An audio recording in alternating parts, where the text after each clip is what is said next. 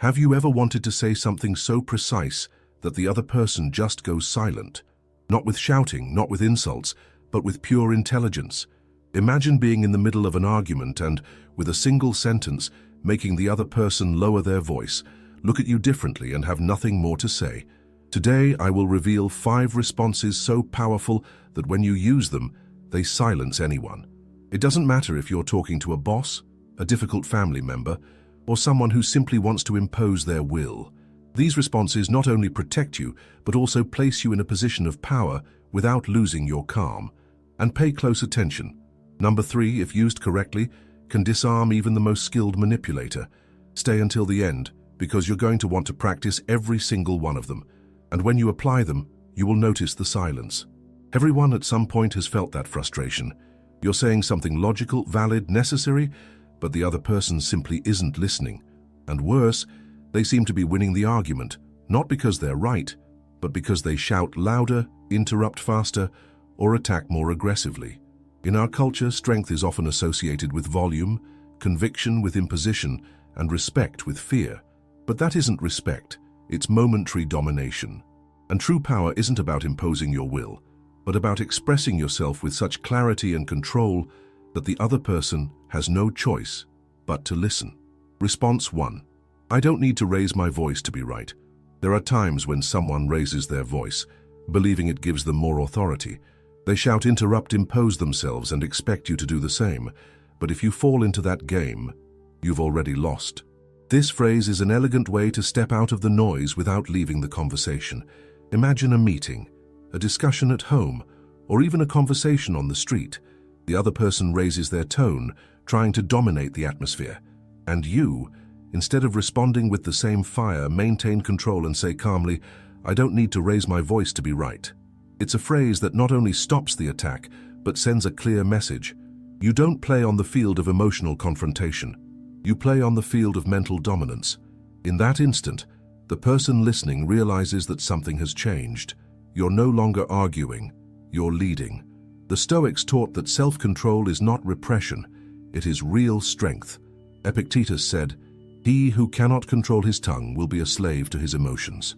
And that's exactly what you're demonstrating with this response. You don't need to shout because your logic is enough. You don't need to impose yourself because your confidence already does it for you. This phrase not only silences the one who shouts, but also opens the eyes of those around you. Because when you speak with serenity in the face of a storm, everyone notices who holds the true power. Response 2. The way you speak says more about you than it does about me. When someone attacks you with sarcasm, mockery, or contempt, the most tempting thing is to respond in kind. But that's where many people lose. This phrase is like a clean mirror. It doesn't respond with violence, it doesn't defend with desperation, it simply reflects what the other person is showing. The way you speak says more about you than it does about me. By just saying this, you deactivate the venom in their words because you're not insulting them. You're not seeking approval, and you're not accepting their game. Imagine you're in a conversation and someone makes a hurtful comment. You could retaliate, but instead you look at them calmly and say that phrase. And then something unexpected happens. They hear themselves, and in doing so, they feel the weight of their own words. Marcus Aurelius wrote, "The best revenge is to be unlike him who performed the injury." And this phrase is the perfect translation of that principle. You not only maintain your peace, but also force the other person to confront their own disrespect. Furthermore, there is a powerful lesson here. When you don't react as they expect, you change the script. And when you change the script, you change the dynamic. This phrase is for those who have decided not to stoop, not to surrender, and not to let the attitude of others define who they are. The Stoics understood this more than 2,000 years ago. Epictetus, who was born a slave and ended up teaching wisdom to the powerful in Rome, said, "It's not what happens to you, but how you react to it, that matters." And this teaching has incredible depth, because what truly defines your character and the respect others offer you is not what you experience, but how you respond to what you experience. In the context of an argument, that means one thing very clearly. You don't need to shout to win. You need to respond with precision. Marcus Aurelius, emperor and philosopher, ruled an entire empire without losing his composure. And he didn't do it because he was weak, He did it because he knew that whoever controls themselves controls the situation. His serenity was his weapon, his self-control, his power. Today, we live in a world that rewards quick reactions, impulsive opinions, and hurtful responses. But whoever learns to respond with intelligence becomes an anomaly, someone memorable. And that's the kind of person others listen to, even when they disagree. Seneca said, "To speak in anger is like shooting an arrow without aiming." A thoughtless phrase can destroy a relationship, close a door, or make you lose the respect that was so hard to earn. Therefore, what you are about to learn are not phrases to humiliate the other person. They are tools to defend your dignity with elegance, to set boundaries without violence, and to make even your harshest critics fall silent. Because when you speak with clarity, calm, and confidence, you are no longer arguing. You are leading. Response 3. Let's talk when we can do it respectfully. Some conversations are not conversations. They are attacks disguised as dialogue. The other person interrupts, raises their voice, imposes their truth, and expects you to keep up. But you are not obligated to participate in a dirty game. This phrase is not a retreat. It's a declaration of principles. Let's talk when we can do it respectfully. It's direct, mature, and firm. You're not running away. You're raising the standard.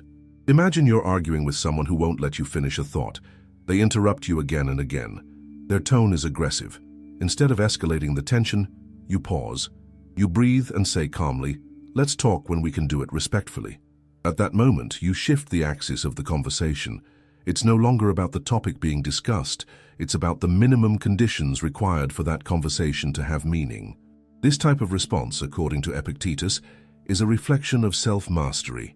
He said you cannot control what others do, but you can control what you accept. And by saying this phrase, you are making it clear what you accept and what you don't. You don't need to shout or over-explain.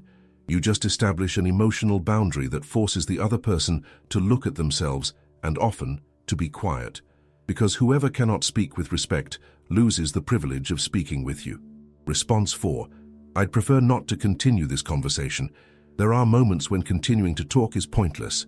The other person isn't listening, doesn't want to understand. They only want to win, even if it's at the cost of hurting you. And that's where this phrase becomes your shield. I'd prefer not to continue this conversation. It's simple, it's clear, and it's profoundly powerful. It doesn't ask for permission, it doesn't justify itself. It just puts an end to it. Imagine you're arguing with someone who insists on provoking you. Every word they say is laced with poison, and you feel your patience wearing thin. Instead of exploding, you breathe, look at them with serenity, and say, "I'd prefer not to continue this conversation." That phrase has an immediate effect. It cuts the toxic dynamic at the root, and most importantly, it gives you back control. Marcus Aurelius wrote, "Choose not to be harmed, and you won't feel harmed." And when you choose not to continue, you are protecting your energy, your focus, and your dignity. This is not giving up. It's deciding that your peace is worth more than having the last word. And whoever sees you do that understands that you're not avoiding conflict. You're rising above it. This phrase is like locking a door, and sometimes closing that door is the greatest act of strength. Response 5.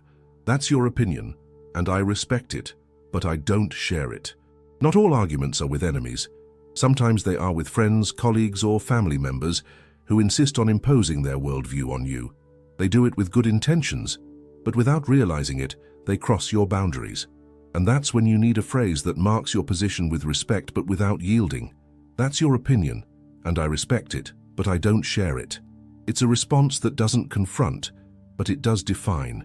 It's like saying, "I hear you, I value you, but I have my own judgment."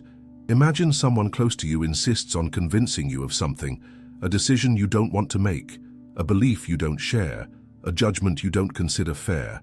Instead of arguing point by point or staying silent to avoid tension, you tell them in a firm, calm voice, "That's your opinion, and I respect it, but I don't share it." What follows is magical.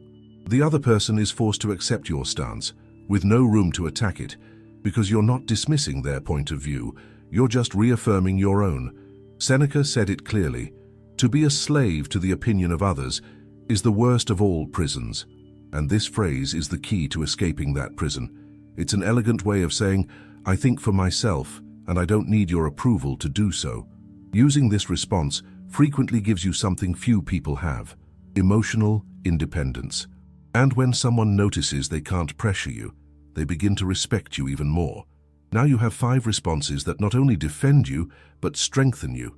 5 phrases that, when said with serenity, confidence, and clarity, make the other person fall silent. Not because you've crushed them, but because you've risen above them. Because respect isn't imposed by force, it's inspired by character. Let's remember them one more time. I don't need to raise my voice to be right. The way you speak says more about you than it does about me. Let's talk when we can do it respectfully. I'd prefer not to continue this conversation. That's your opinion, and I respect it, but I don't share it. Do not underestimate the power of these phrases. When you practice them and integrate them into your daily life, you'll notice something very clearly. People will start to listen to you more and tread more carefully around you, because you are no longer someone easy to manipulate or provoke. You are someone with presence, with control, and with a powerful voice. Here at Stoic Spring, I teach you to think, speak, and act with the wisdom of the great philosophers, so you can live with more respect, inner peace, and mental fortitude. Subscribe now and turn on notifications, because what's coming will transform you. And tell me in the comments, which of these phrases are you going to use first? I'd love to read your answers.